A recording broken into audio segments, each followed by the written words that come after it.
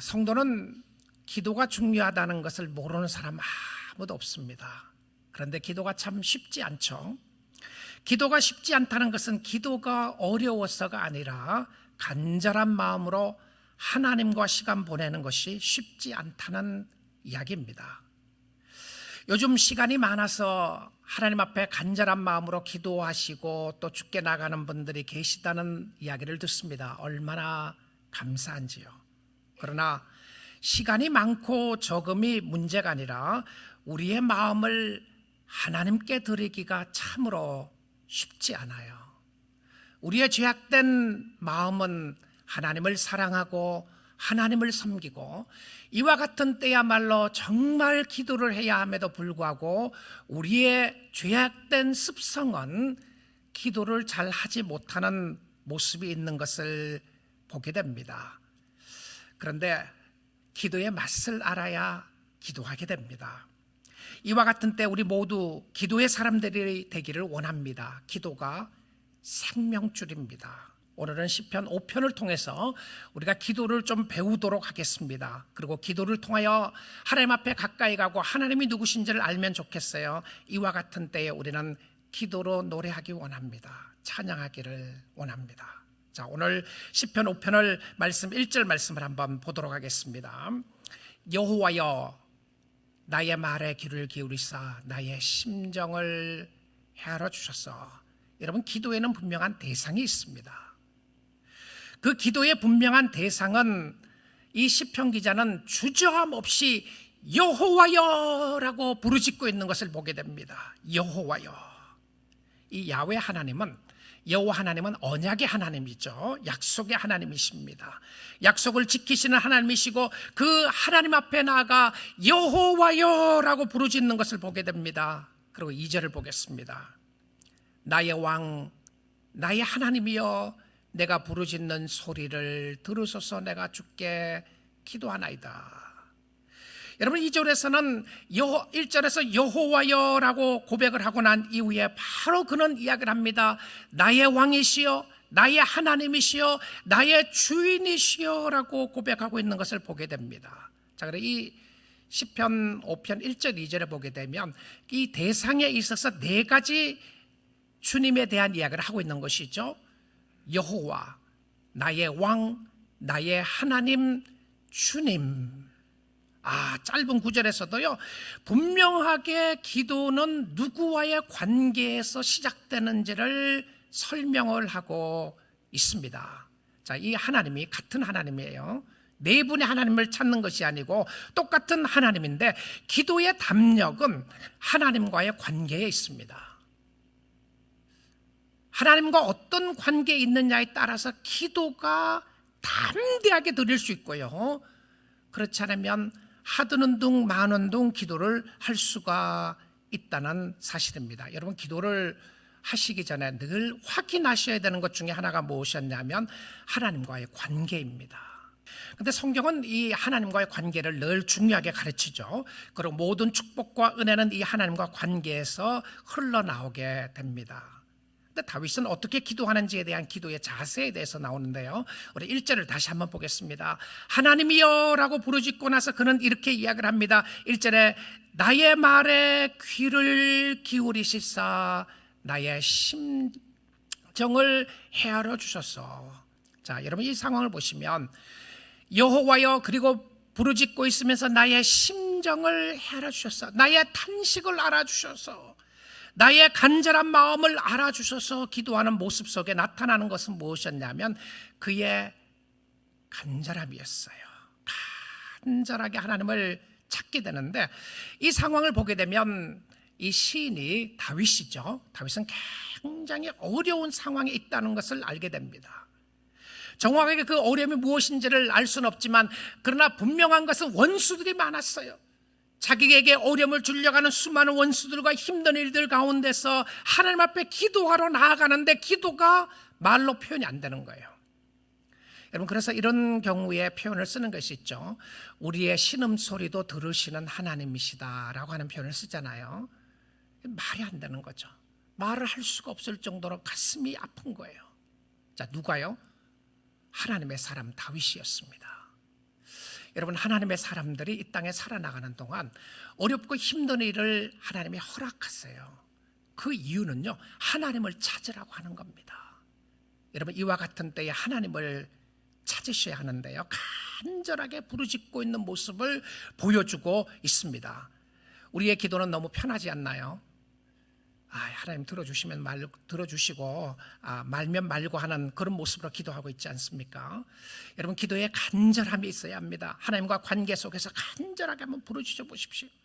여러분, 주위에 일어나는 상황과 환경을 보시면서 하나님 앞에 간절하게 부르짖으면서 하나님이 응답해 주실 때까지 기도하시면 하나님이 반드시 들어주시고 응답해 주실 줄 믿습니다.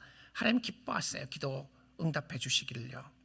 자, 그런데 우리가 두 번째로 보고자 하는 것은 응답받는 기도에서 중요한 것이 무엇인가 하는 겁니다. 응답받는 기도에서 중요한 것이 뭔지 아세요? 굉장히 답이 쉽습니다. 그것은 기도하는 겁니다. 응답받기 위해서 기도하는 거예요. 여러분, 기도의 중요성을 아무리 알아도, 응답해 주시는 하나님이 계심을 알아도 기도하지 않으면 응답받지 못해요. 여러분, 기도의 응답을 원하시나요? 그러면 행동으로 옮기셔서 기도하시면 돼요. 자, 이런 이야기를 하죠. 기도해야죠. 목사님 기도해야 되는 거 알아요.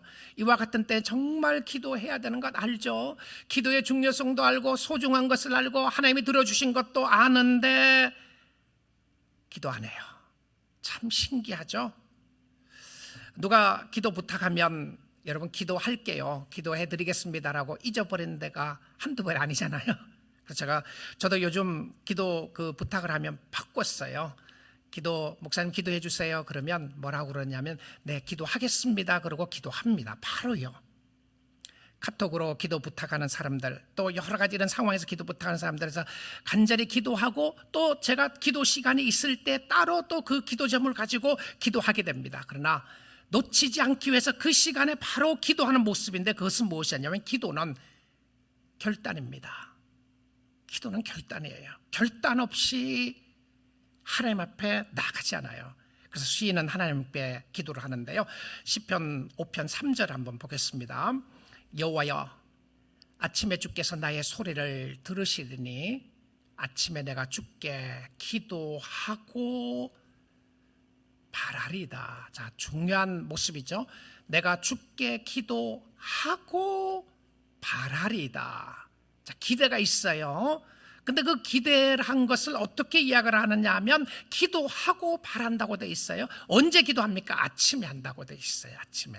여러분, 기도가 일상이 되게 하셔야 합니다. 기도가 일상이 되게 하셔야 돼요.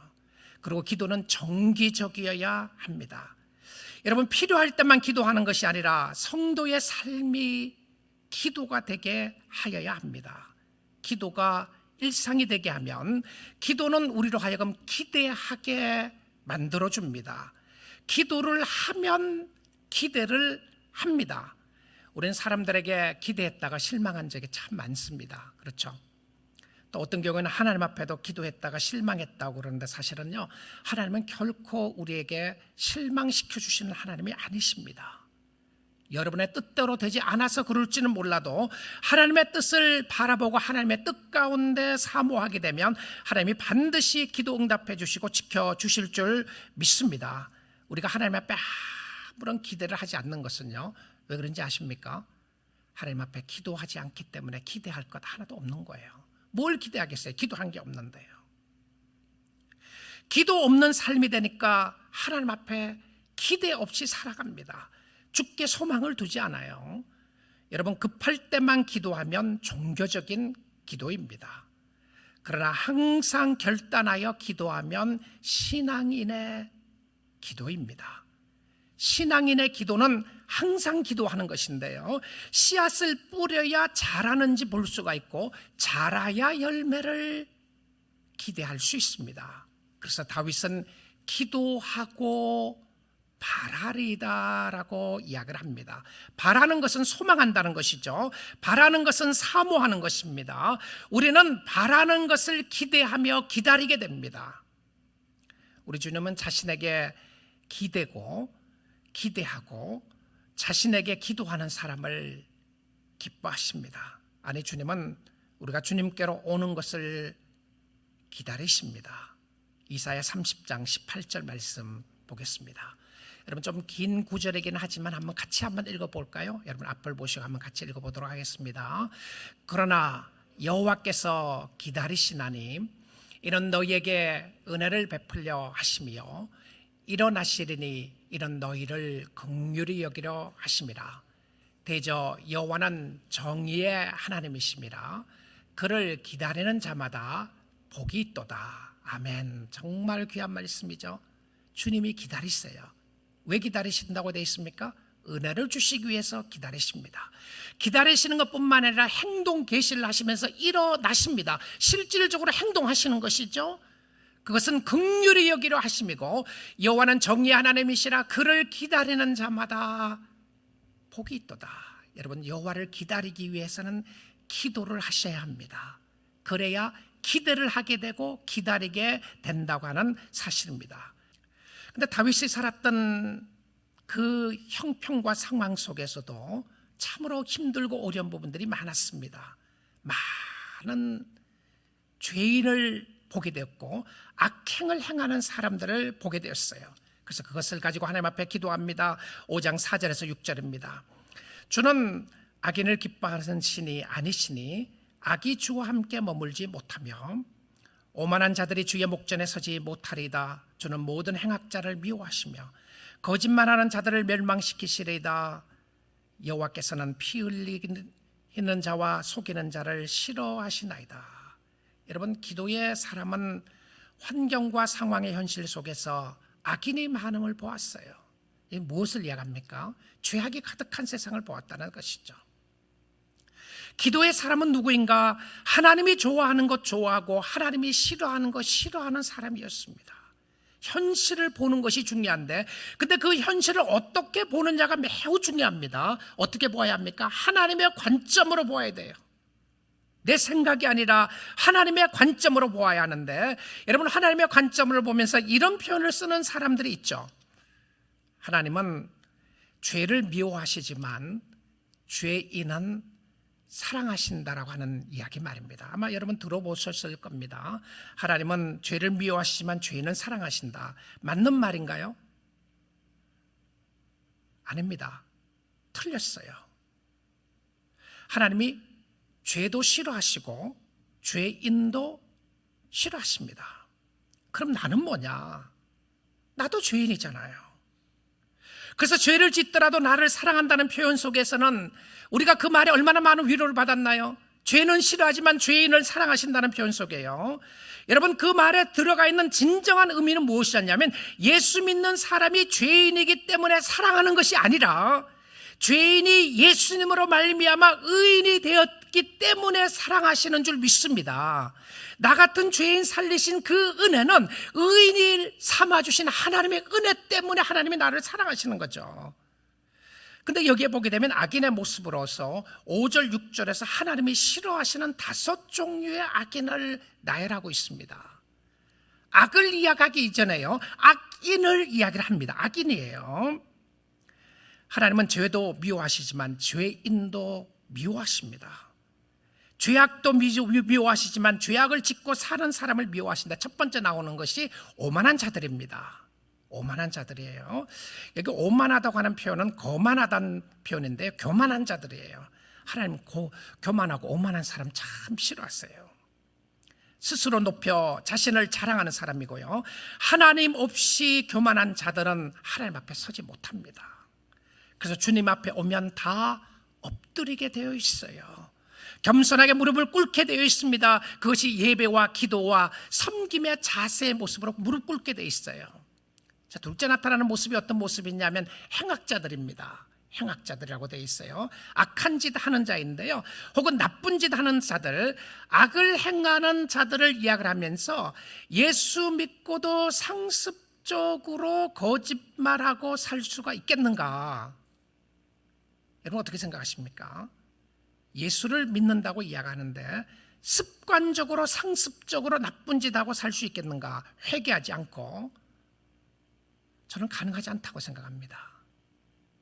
그래서 양심의 가책이 있는 것이고요, 회개의 은혜가 있는 것은 이것이 잘못되었음을 성령께서 끊임없이 가르쳐 주기 때문에 하나님 앞에 나아갈 수밖에 없다고 하는 표현인 것이죠. 세 번째 나오는 모습이 거짓말하는 자들인데요, 거짓말하는 자를 미워하시는 것만이 아니라 뭐라고 되어 있습니까? 멸망시키신다라고 이렇게 표현했어요. 강력한 표현입니다. 거짓말하는 자를 거짓말쟁이를 이야기합니다. 거짓을 일삼는 자들이에요. 말을 정확하게 못하는 사람이 아니라 의도적으로 자신의 유익을 위하여 사실을 왜곡하여 거짓 증언하는 사람들입니다. 이 거짓말하는 사람들이 정말 똑똑한 사람들이 많아요. 그리고는 환경을 어떻게 피해야 될지 잘 압니다. 그리고 이들은 거짓말을 함으로 통해서 다른 사람을 속이는 무서운 죄를 짓게 되는데요. 자, 이 말씀을 시편 5편 9절에도 이렇게 이야기를 합니다. 9절에 한번 보시면, 그들의 입에 진실함이 없고 그들의 심중이 심히 악하며 그들의 목구멍은 열린 무덤 같고 그들의 혀로는 아첨하나이다. 혀가 너무너무 잘 굴러가요. 기름 바르듯이 잘 굴러가는데 말은 잘해요. 또 말을 잘하니까 속아 넘어가는 거죠. 저 사람 말이 진리일 것 같다고 생각해서 속은 사람들이 얼마나 많습니까? 그런데 뒤를 돌아보았더니 거짓말이었던 것을 보게 됩니다. 하나님 싫어하세요. 그리고는 그들은 멸망한다고 이야기를 합니다. 네 번째 나오는 모습이 피 흘린 자들인데요, 피 흘리기를, 신기한 것은요, 그냥 피 흘리는 자들이 아니라 피 흘리기를 여기서 표현해서는 즐기는 자라고 이렇게 이야기했어요. 신기하죠? 누구입니까? 살인자들이에요. 실질적인 살인자의 의미도 있겠지만 말로 사람을 죽이는 언어 폭행자들도 포함되는 것이죠. 여러분 아세요? 이런 사람들이 자기가 하는 행동을 즐기고 있다는 사실을 말입니다. 언어 폭행자들도 그것을 즐기고 있습니다. 이용하는 자도 즐기고 있어요. 약한 자들을 이용하고 모함하는 자들입니다. 그리고 마지막에 나오는 모습이요, 속이는 자인데요, 속이는 자를 싫어하시나이다. 사기치는 자들입니다. 하나님 좋아하지 않아요. 여러분, 회개하고 돌아오면 사랑해야 합니다. 그렇죠? 우리가 사랑 못할 사람 어디 있겠습니까? 복음이 필요한 사람에게 복음을 제시하는 것이 복음이 아니겠습니까? 은혜가 아니고 축복이 아니겠습니까? 이런 사람들이 예수를 진정 만난다면 회개할 수밖에 없다는 것 아니겠습니까? 상습적으로 지속적으로 계속 이렇게 살아나가는데 하나님이 여러분을 교회에 다닌다고 해서 무조건 사랑하실 거라고 생각하시나요? 내가 예수 믿는다는 이름 하나 때문에 이렇게 마음대로 살아도 하나님이 사랑한다고 생각하시나요? 여러분 성경 말씀을 보십시오. 하나님이 좋아하는 사람 좋아하고 하나님이 싫어하는 사람 싫어하는 것이 성경이었어요. 그런데 여러분에게 복음의 소식을 꼭 전하고 싶습니다. 이 말씀 잘 들으셔야 돼요. 왜냐하면 이 시편 5편에 저는 가장 핵심적인 말씀이 이 말씀이라고 생각을 합니다. 시인은 죄악의 세상을 봅니다. 악한 사람들이 많은 것을 보게 돼요. 악한 사람들은 왜 악합니까? 죄를 지었기 때문에요. 그럼 저는요? 그럼 여러분은요? 그럼 악한 사람이 악한 이유가 왜 악하냐면요, 하나님 없기 때문에 악한 겁니다. 그렇지 않아요? 하나님을 인정하지 않기 때문에 그래요. 예수를 믿지 않기 때문에 그렇습니다. 성경이 말하는 선과 악의 다름은 도덕적인 선과 악의 문제가 아니었습니다. 중심에 누가 있느냐가 가장 중요했어요. 내 중심에 자신 있는가, 하나님 있는가. 우리가 도덕적으로 더 선하기 때문에 혹은 더 악하기 때문에 주님이 싫어하는 것이 아닙니다. 중심에 하나님을 두기 싫어하기 때문에 악한 것인 것이죠. 이 시인은 그것을 알았습니다. 누가요? 다윗은 알았어요. 하나님, 나는 저 행악자들과 악을 행하는 사람들, 거짓말하는 사람들, 피 흘리는 자들, 속이는 자들, 교만하고 오만한 자들보다 나는 전혀 다른 사람들입니다. 어디서 많이 들어본 의미 같지 않으세요? 예수님의 기도 가운데 이야기했던 기도죠. 바리새인들이 기도했던 것이었습니다. 세리를 보면서 나는 저 세리와 같지 않습니다. 나는 일주일에 금식하고 기도하고 11조 드리고 종교적인 의식을 다 했습니다. 저 사람하고는 차원이 다른 사람입니다. 정말 예수 믿는 사람들은 세상 사람들과 차원이 다른 것이 무엇이냐는 겁니다. 반드시 달라야죠. 반드시 달라야 합니다. 그러나 근본적인 그 의미가 무엇인지를 보기를 원하는데요. 그래서 5장 7절이 저는 너무너무 중요한 구절인 것 같아요. 그렇다고 생각합니다. 한번 이 말씀 한번 같이 읽어보겠습니다. 읽습니다. 오직 나는 주의 풍성한 사랑을 힘입어 주의 집에 들어가 주를 경외함으로 성전을 향하여 예배하리다. 자, 이 말씀을 보게 되면 대단한 모습인데요. 무엇을 의지하고 무엇을 붙잡는지 보십시오. 주의 성전에 들어가는 근거가 무엇인가요? 주님 앞에 나가 예배하고 경외하는 근거가 무엇입니까? 주의 풍성한 무엇이라고요? 사랑입니다. 여기 주의 풍성한 사랑이라고 나온 단어가 제가 자주 썼던 단어 중에 성경에 나오는 단어가 헤세드라고 하는 단어이죠. 언약의 사랑입니다. 그런 하나님 앞에 나아갈 자격이 없다는 것을 알았습니다. 그런데 언약의 신실하신 하나님의 사랑을 붙잡았습니다. 나도 죄인입니다. 나도 주께 가까이 나갈 자격이 없습니다. 그래서 나의 의나 나의 도덕적인 선함이나 나의 잘남을 의지하고 나아가는 것이 아니라 내가 주님 앞에 나아갈 수 있는 유일한 근거는 당신의 사랑밖에 없습니다. 주님의 사랑을 힘입어 내가 주께 나아가겠나이다. 당신의 사랑이 나를 강권하시기 때문에 내가 주님을 섬기지 않을 수가 없습니다. 이와 같은 때에 당신의 사랑이 하나님의 사랑이 너무나도 크시기 때문에 내가 그 사랑 의지하여 주께 오늘도 나아가겠나이다. 한 주의 삶을 돌아보면 나도 죄인이었습니다. 나도 주님 앞에 잘난 것 뭐가 있겠습니까? 그럼에도 불구하고 이 시간 하나님을 예배하고 하나님을 찬양하고 하나님 앞에 나아가는 것은 그럼에도 불구하고 나를 사랑하시는 주님의 사랑 때문에 나아가게 됩니다. 다윗의 고백이었습니다. 오늘 이 시간 여러분의 고백이기를 원합니다. 여러분으로 하여금 기도하게 하시고 예배하게 하시며 하나님의 변함없는 그 사랑 때문에 오늘 또 주님 앞에 나아가는 것인데 그 사랑 영원하고 그 사랑 크십니다. 그 사랑 무궁하고 비록 죄를 지었을지라도 회개하며 나아갈 수 있는 그 사랑이었습니다. 아버지의 마음을 아는 거죠. 여러분, 아버지의 깊은 사랑을 알고 아버지의 마음을 아는 사람이 아버지가 싫어하는 거 계속 하겠어요? 아버지 마음 아프게 한 걸 압니다. 그 다음부터 어떻게 하겠어요? 아버지 정말 제가 잘못했습니다.